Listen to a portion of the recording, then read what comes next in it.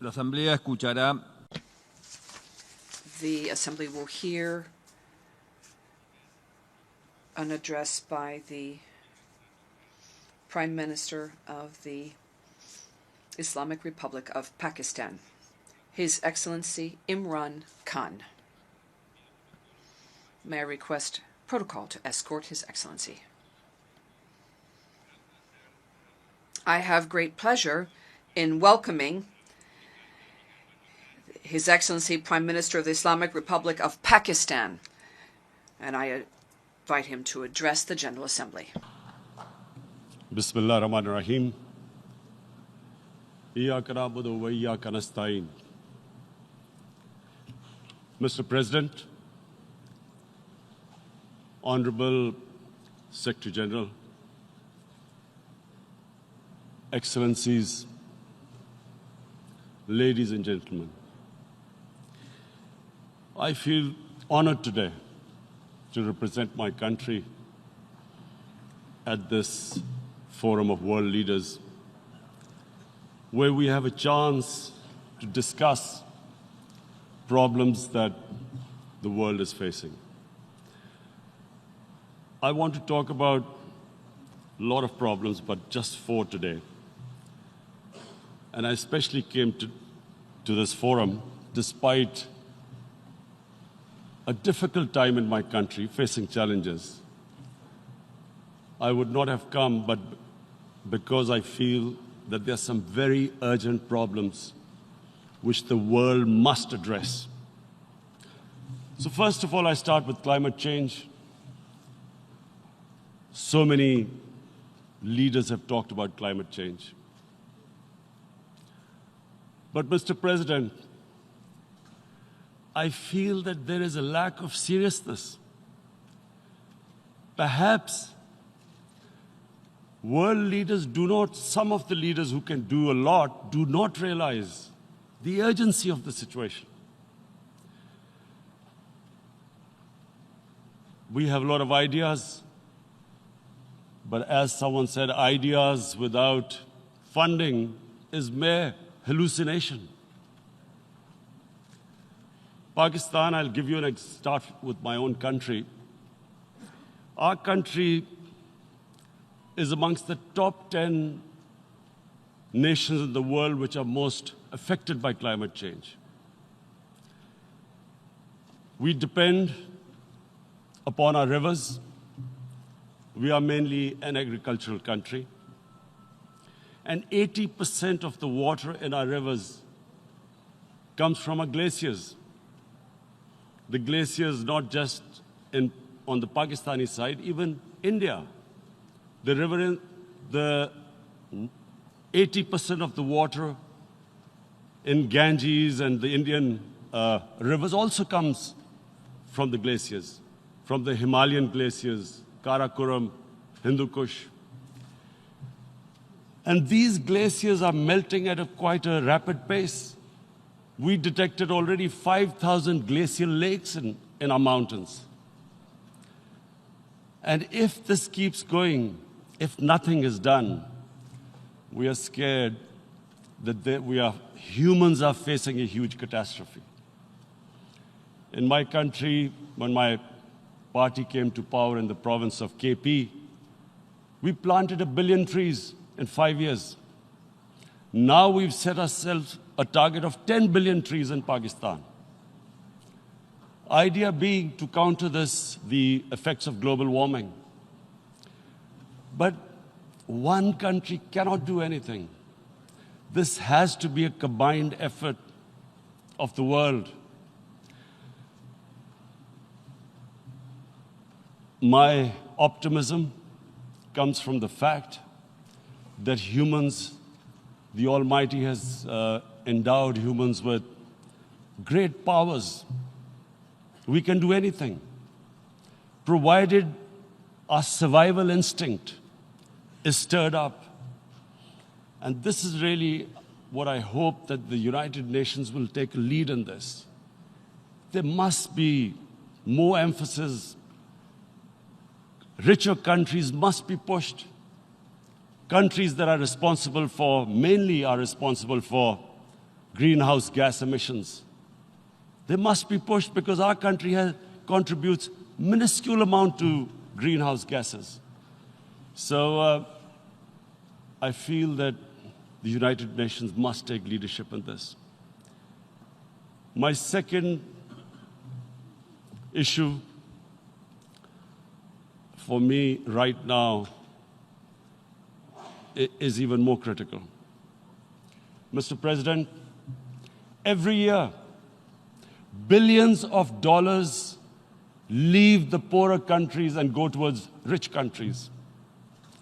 Billions of dollars siphoned off by the ruling elites of the developing world.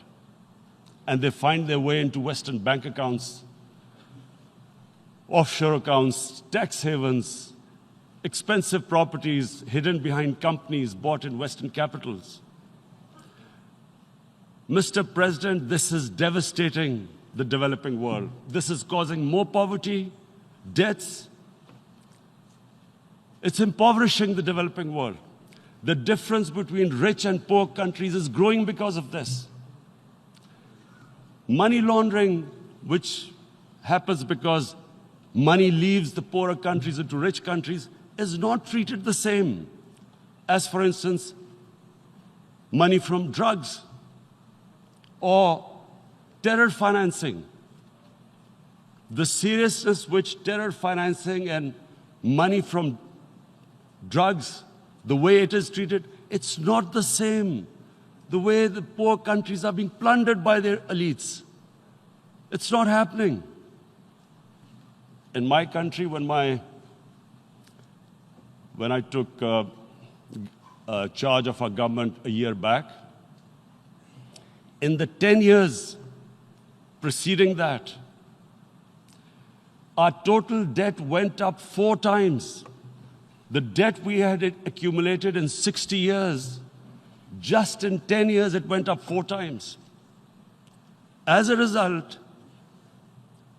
the total revenue we collected in 1 year, half of it went into debt servicing. How are we going to spend money on our human beings, 220 million people, when half the money is going into debt servicing? Because our country was plundered by the elites, the ruling elite. And easily they could get the money out. And when, Mr. President, we located properties in Western capitals bought by this money through corruption and money laundering, located the properties of these corrupt leaders, we find it so difficult to retrieve it. That money, if we retrieved that money, we could spend on our human beings. But it's so difficult. The laws protecting these criminals. We do not have the sort of money to have expensive lawyers and spend millions and millions of dollars. We need help from the rich countries. And, Mr. President, it's critical. The rich countries must show political will.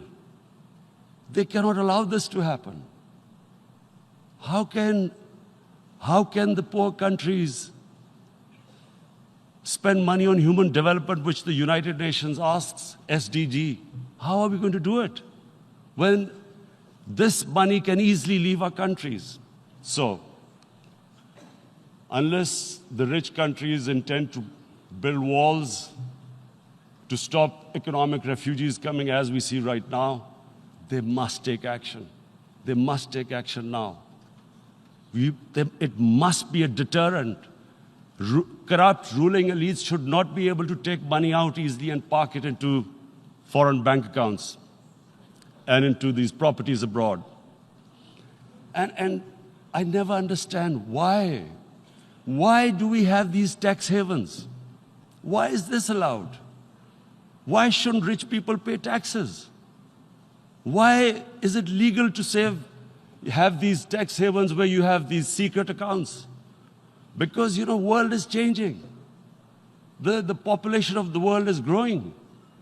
Sooner or later, you're going to have a crisis. If the poor get poorer and the rich get richer, there is going to be a crisis sooner or later. So this is my second point.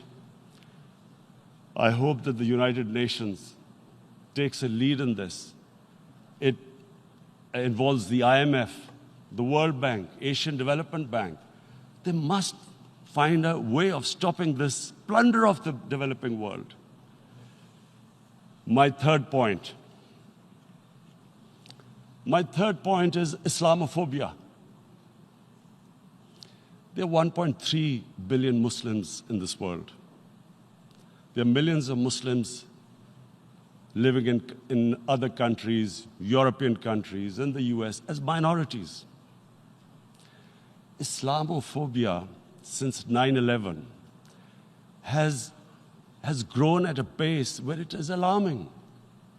Human communities live together. There should be understanding amongst them. But Islamophobia is creating a division. Muslim women wearing hijab, it's become an issue. It's become an issue in some countries.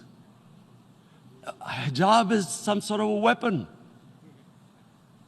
A woman can take off her clothes in countries, but she can't put on more clothes. How is this happening? Because of Islamophobia. And how did this Islamophobia start? After 9/11. And why did it start? Because certain Western leaders equated terrorism with Islam.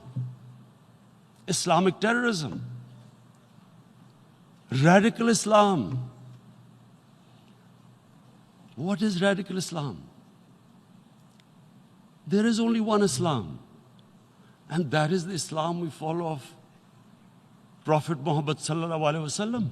There is no other Islam.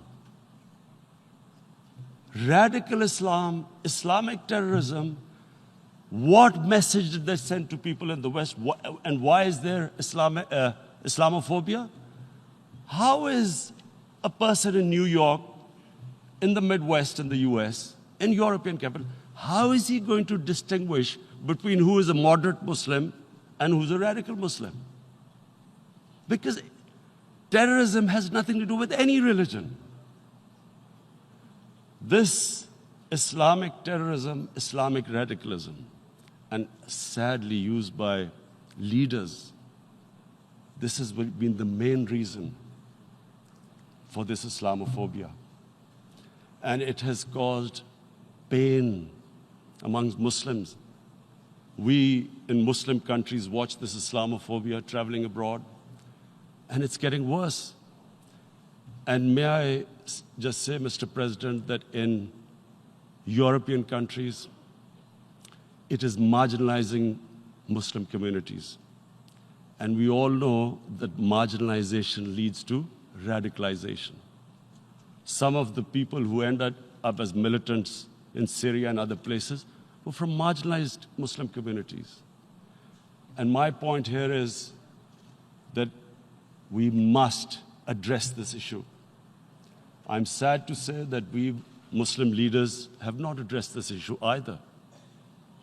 After 9/11, when this thing came about war against radical Islam, rather than Muslim leaders trying to explain to the West that there is no such thing as radical Islam, in all human communities, they are radicals.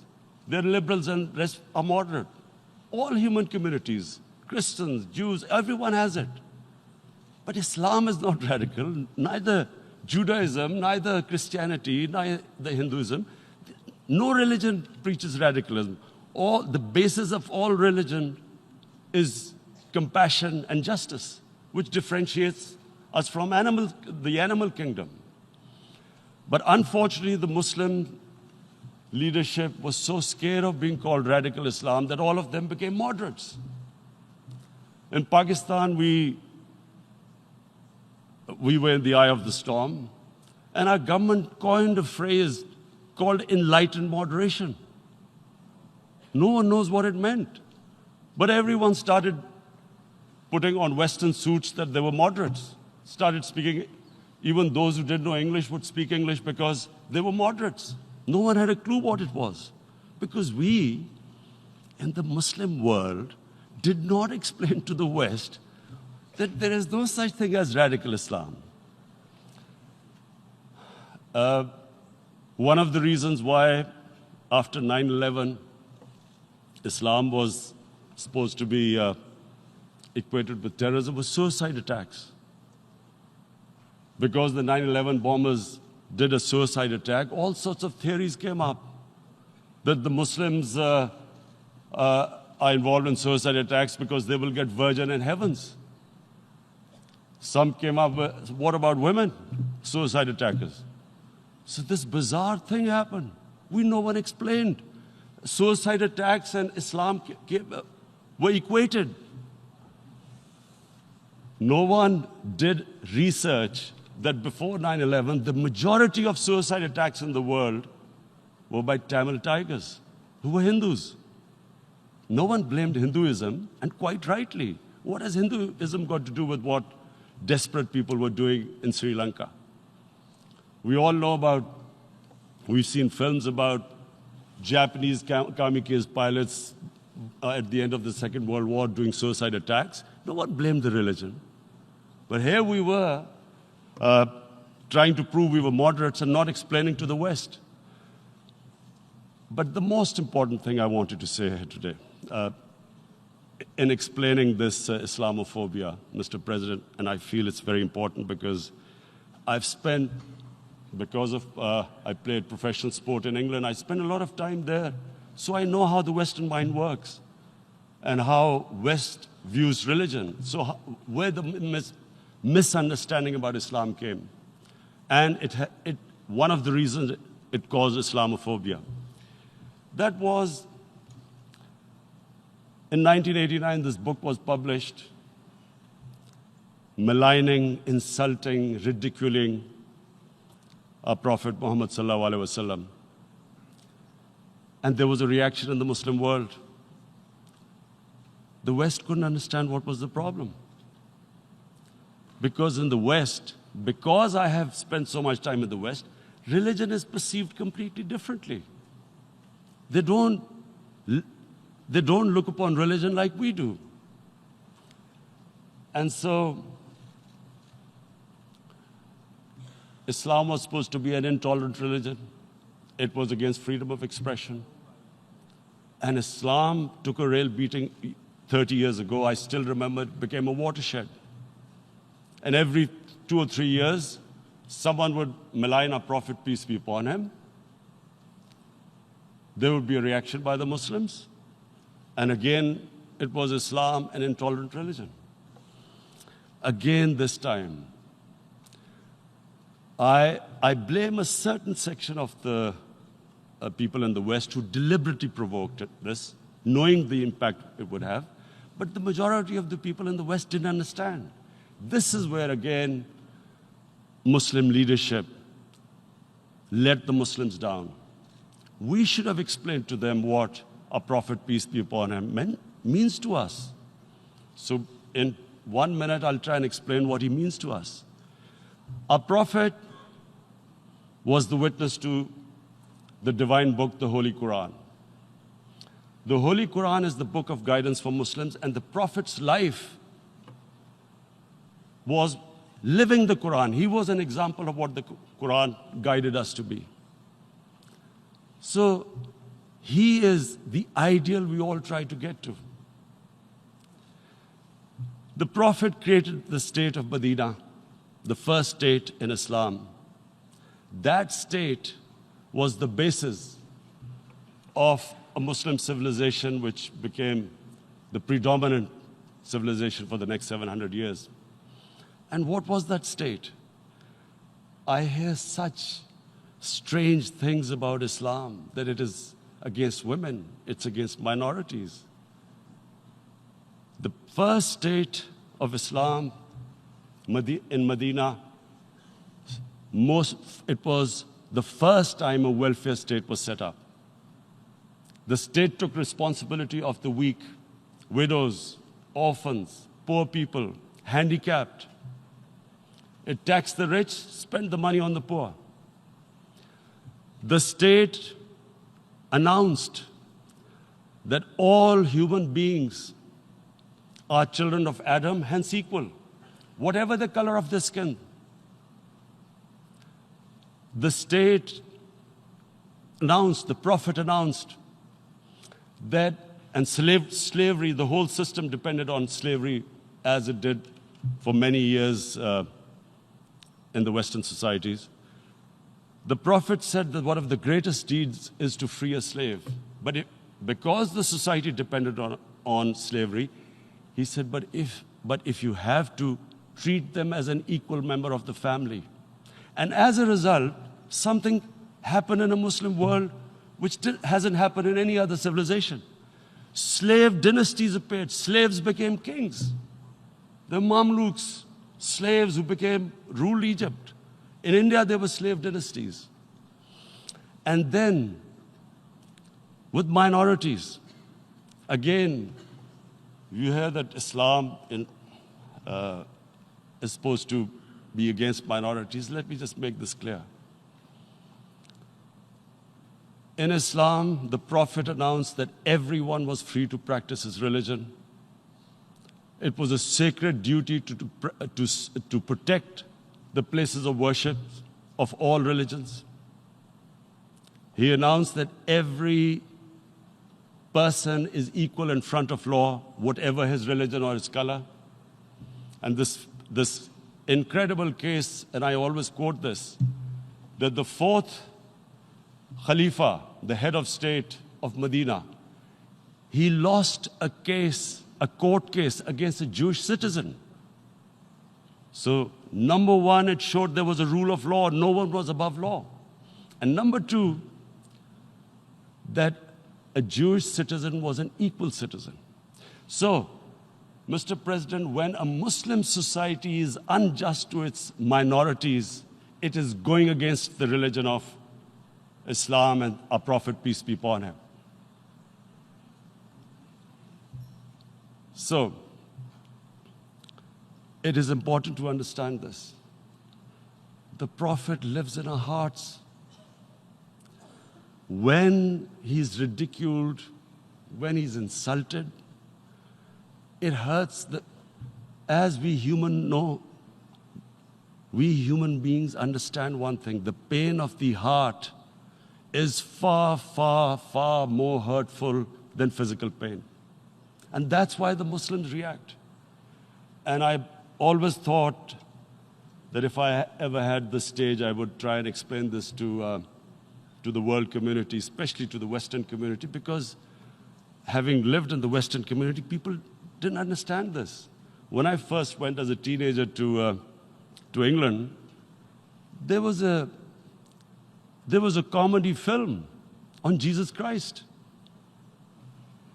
It's unthinkable in Muslim societies. So we need to explain that, look, in a human community, we must be sensitive to what causes pain to other human beings. We have, in the Western society, and quite rightly, the Holocaust is treated with sensitivity because it gives the Jewish community pain. That's all we ask. That do not use freedom of speech to cause us pain by insulting our Holy Prophet. That's all we want.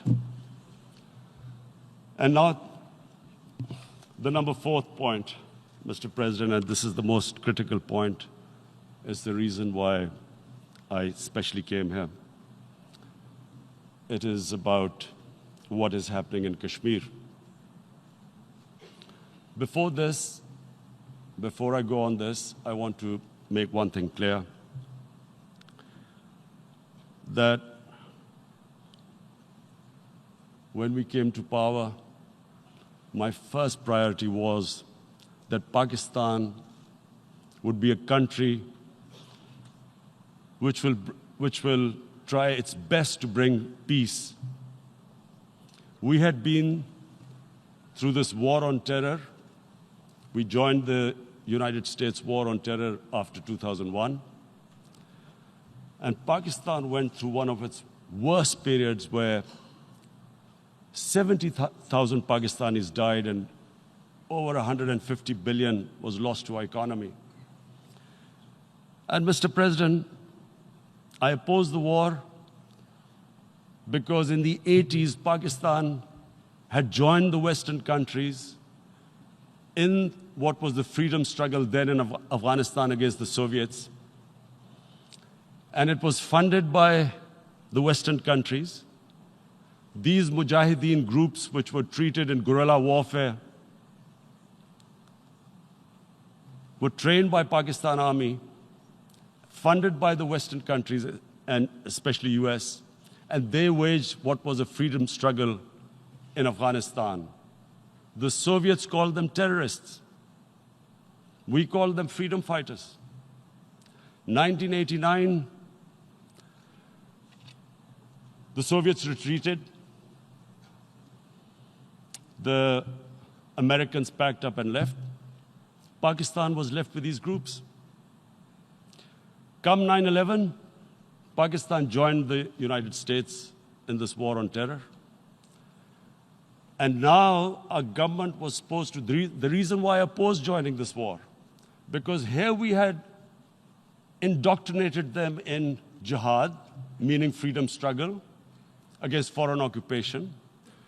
Now, because we had joined the US, and the US had occupied Afghanistan, now we were supposed to tell them that, no, this is not freedom struggle and jihad, it's terrorism. So that's why I tried to tell then government that, stay neutral because you will have leverage over them. You will be able to control them. But if you join them, you become collaborators and they will attack you, which is what happened. They turned against us. We went through a nightmare. 70,000 people killed in a war we had nothing to do with. No Pakistani was involved in 9/11. Taliban were in Afghanistan. Al-Qaeda was in Afghanistan. What had we to do with it? 70,000 Pakistanis died. So when we came to power, we decided that we would dismantle what was left of these groups. And this decision was taken not just by us, but by all the political parties in Pakistan. Unfortunately, they didn't implement it. So we came to power, we decided to implement it, and we dismantled whatever was left of the groups. And I know that India keeps accusing us that there are these groups there. I would like the United Nations to send observers, see for themselves what we've done. No Pakistani government would have dared to do this because it would have created strife. But we decided that there would be no militant organizations in Pakistan. So I need to give you this background and to what I'm going to say later on. And secondly, we started mending fences. I invited the Afghan president. We developed a relationship with Afghanistan. We had problems with Iran. We mended fences there. And then India. Now let me just give you a little background about my relationship with India. Because of cricket, and cricket being it's a passion in the subcontinent, I had great following in India. I have friends in India. And I loved going to India. So immediately, when my party came to power, the first thing we did was to immediately reach out to India. And I spoke to President Modi and I said, look, we have similar problems. Climate change, poverty, let's get together. Let's resolve our differences through trade. Let's build a relationship on trust. Prime Minister Modi told me that, there were terrorist attacks from Pakistan. I said, we have problems with you. There are terrorist attacks which we know are instigated by India in Balochistan. We caught a spy, Kulbhushan Yadav, who admitted what the sabotage going on in Karachi and Balochistan. So we said, look, let's leave that behind. Let's move forward. Our main priority should be our people. The highest number of poor people live in the Indian subcontinent. Unfortunately, didn't make any headways. Our foreign minister was supposed to meet on this in the UNGA last year. India cancelled it. We thought that it's their election coming up. It's a nationalist, ultra-nationalist party. It doesn't want to cozy up to Pakistan. So we thought, okay, we'll wait till the elections. Meanwhile, a 20-year-old Kashmiri boy, whose father said was radicalized by the security forces in Kashmir, blew himself up on an Indian convoy. Immediately, India blamed us. I spoke to the Indian public on television. I said, if you give us any iota of proof, we will immediately take action, because we've clamped down on these groups. Rather than sending us any proofs, they sent their jets in, they bombed us. We retaliated. A jet, 2 of their planes were shot down, 1 pilot bailed out in Pakistan. We immediately returned the pilot, saying that, look, we do not want any escalation. Rather than taking that as a peace gesture, the entire campaign, almost the entire campaign of Mr. Modi in the election was how he had taught Pakistan a lesson that jets had killed 350 terrorists. Complete lie. They had just killed about 10 trees of ours, which was quite painful given that, we are growing all these trees. He then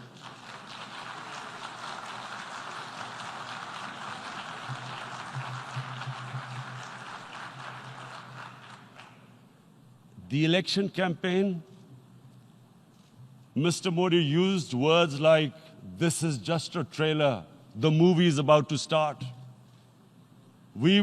I went into Pakistan and taught them a lesson. This was the election campaign.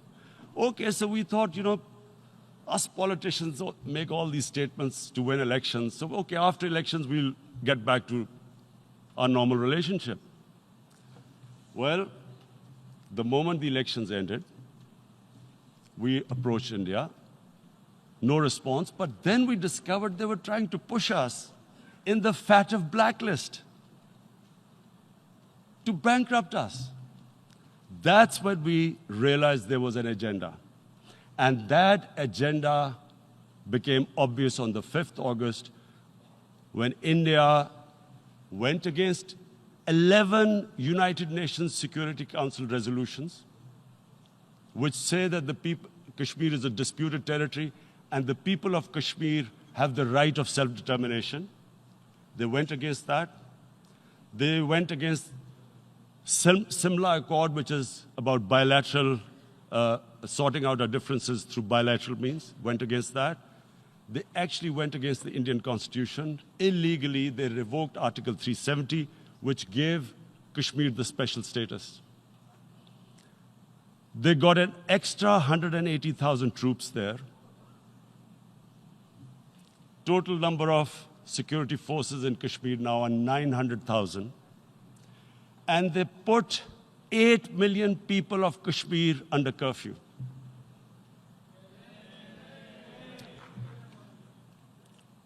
Mr. President,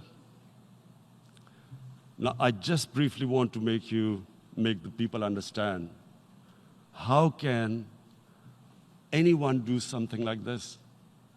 And for that, I have to explain to you what is RSS. RSS, Mr. Narendra Modi is a life member of RSS. RSS was an organization that was inspired by Adolf Hitler and Mussolini, came about in 1925. They believed in racial purity, racial superiority. They also believed they were an Aryan race like the Nazi believed they were an Aryan race. All that I'm saying can be verified. This is the time of information revolution. You can Google all this, what I'm saying. But it is very important for me to explain this to you so you know what is happening in India. This RSS believed in the ethnic cleansing of Muslims from India. At one point, there was racial superiority of the Hindu race. Secondly, it was hatred for the Muslims and for the Christians, because they believed that this golden age of Hindu civilization was stopped because of Muslim rule centuries back and then the British rule of India. So it was racial superiority and hatred for Muslims and Christians. This is openly stated. You look at the founding fathers of RSS, Golwalkar and Savarkar. Just Google them and you'll find out. And this ideology of hate is what murdered the great Mahatma Gandhi in 1948. It was this ideology of hate that made Narendra Modi in 2002 do a pogrom against Muslims in Gujarat when he was the chief minister. He allowed 3 days for these RSS goons who were inspired by the Hitler brown shirts. They actually wear brown shirts. This RSS, the Congress Home Minister gave a statement that in RSS camps, terrorists are being trained. And these terrorists butchered 2,000 Muslims and 150,000 Muslims were made homeless. Narendra Modi could not travel to the US because of that. And I need to make you understand this background before I explain to you that what sort of a mindset would lay siege to 8 million people with 900,000 troops. Women, children, sick people, locked in as animals. In fact, of what I know of England, if 8 million animals were locked in, the RSPCA would have made a lot of noise about it. These are human beings.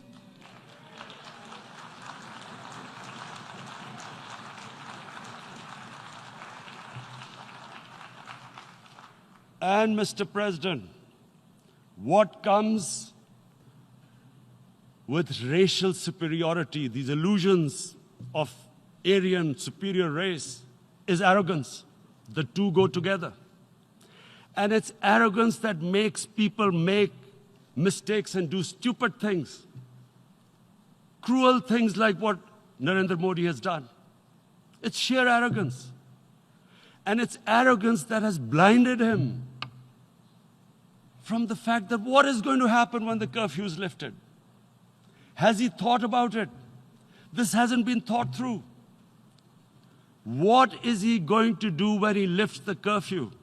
Does he think that people of Kashmir will quietly accept the status quo because India has changed the constitution and taken away the special status? They'll accept that? Mr. President, 100,000 Kashmiris have died in the past 30 years because they were denied the right given by the United Nations, the right for self-determination. 100,000 have died and 11,000 women have been raped. There are 2 human rights, United Nations human rights reports on this. The world hasn't done anything because India is a huge market, 1.2 billion people. Sadly, the material prevails over the human. But this has serious consequences. Again, I repeat, that's why I'm here. Look,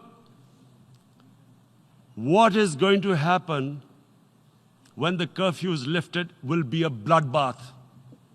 The people will come out. There are 900,000 troops there.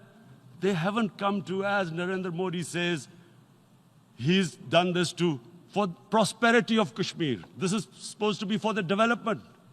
These 900,000 troops, what are they going to do when they come out? There'll be a bloodbath. Has he thought it through what happens then? Mr. President, has anyone thought that what happens when there is a bloodbath? What do you think the impact will have on people of Kashmir? What do you think they will think? The way they have been boxed in their houses, treated like worse than animals, no rights. Thousands of all the political leadership has been arrested, taken out of Kashmir. Even those Kashmiri leaders who were pro-India have been taken out. 13,000 boys have been picked up and taken to God knows which destinations. So what do they think? What will the people of Kashmir do when they lift the curfew? They will be out in the streets. And what will these soldiers do? They will shoot them. They've already used pellet guns, blinded young boys. In the last 6 years, the 5 years, the oppression that has gone on in Kashmir. And so, Kashmiris will be further radicalized. Mr. President, there will be another Pulwama. And guess what? India will blame us. They're already blaming us. They're saying all this is happening because of Pakistan.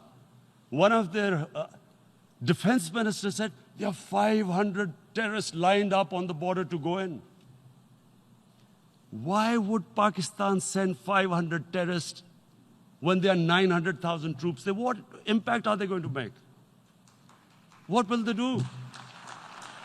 And why would?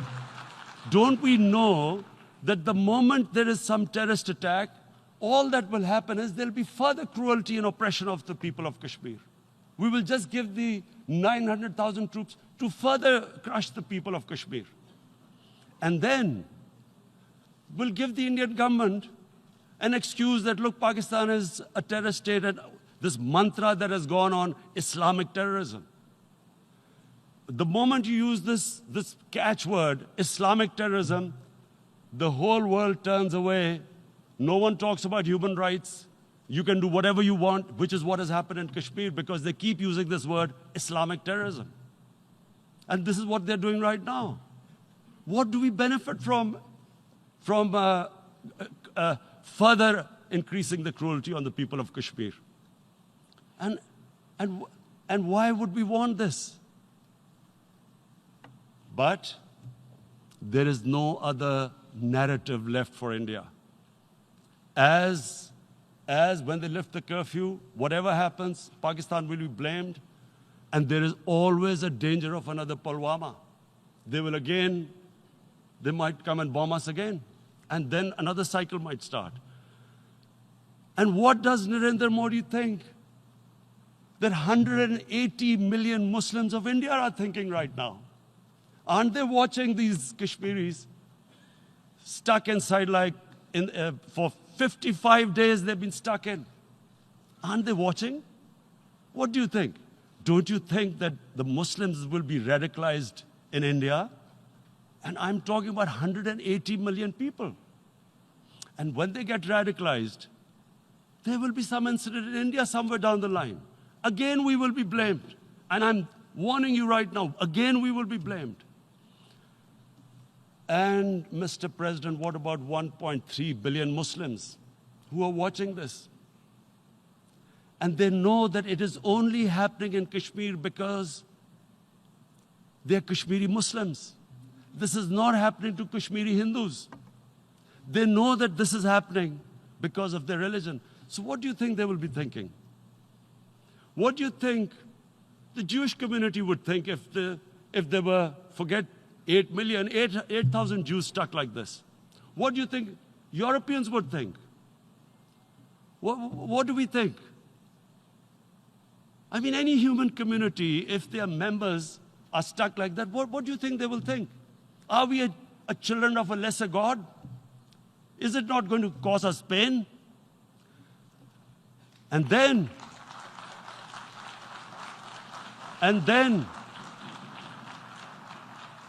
I'll tell you what will happen. People will, in the 1.3 billion Muslims, someone will pick up arms. I know we've been brought up with films, Western films. This good, decent guy doesn't get justice. he decides to pick up a gun and start seeking justice. There was a film made in New York, famous film called Death Wish. This guy gets mugged by and his family, his wife gets killed or something. He can't get justice. He picks up a gun and he goes around shooting muggers. And the whole cinema cheers him on. So what do you think the Muslims are thinking right now? If there is a bloodbath, there will be Muslims becoming radicals, not because of Islam, but because of what they will see, that there's no justice when it comes to Muslims. There were Rohingya Muslims, Myanmar, who are, God knows, almost 1 million people out, ethnic cleansing. What was the response of the world community? So what do you think will be the response of 1.3 billion Muslims? I picture myself. I'm in Kashmir. I've been locked up for 55 days. I have heard about, and there are rapes, Indian Army going into homes, soldiers. Would I want to live this humiliation? Would I want to live like that? I would pick up a gun. You're forcing people. You are forcing people into radicalization. When people lose the will to live, what is there to live for? And this is what, if you can do this to human beings, you are actually radicalizing people. And so, Mr. President, I want to repeat here, this is one of the most critical times. There will be a reaction to this. Pakistan will be blamed. 2 nuclear-armed countries will come face to face like we came in February. And before we head in that direction, the United Nations has a responsibility. This is why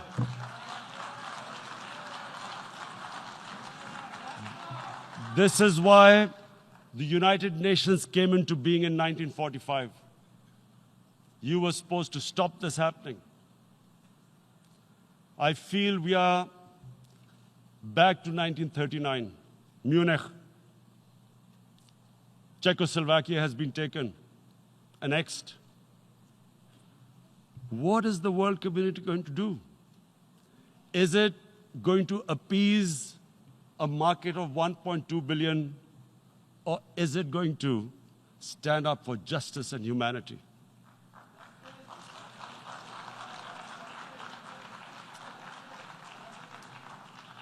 If this goes wrong, you hope for the best, but be prepared for the worst. If a conventional war starts between the 2 countries,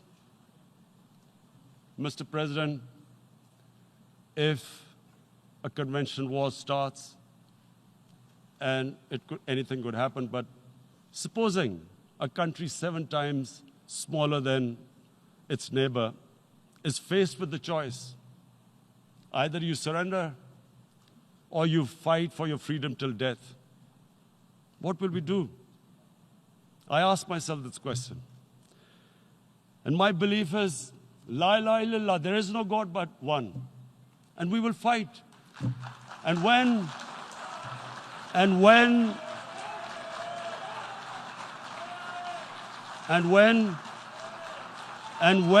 a nuclear-armed country fights to the end, it will have consequences far beyond the borders.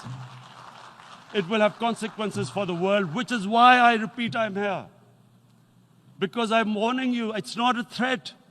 It's a fair worry that where are we headed? And I've come here to tell the UN, you've got to, this is a test for the United Nations. You are the one who guaranteed the people of Kashmir the right of self-determination. They are suffering because of that. And this is the time. This is the time not to appease like in 1939 appeasement took place. This is the time to take action. And number 1 action must be that India must lift this inhuman curfew, which has lasted for 55 days. It must free all political prisoners, and especially those 13,000 boys that have been picked up. Parents don't know where they've disappeared. And then the world community must give the people of Kashmir the right of self-determination. Thank you. En nombre de la Asamblea General agradezco. On behalf of the General Assembly, I would like to thank His Excellency, the Prime Minister of Pakistan, and I ask protocol to escort His Excellency.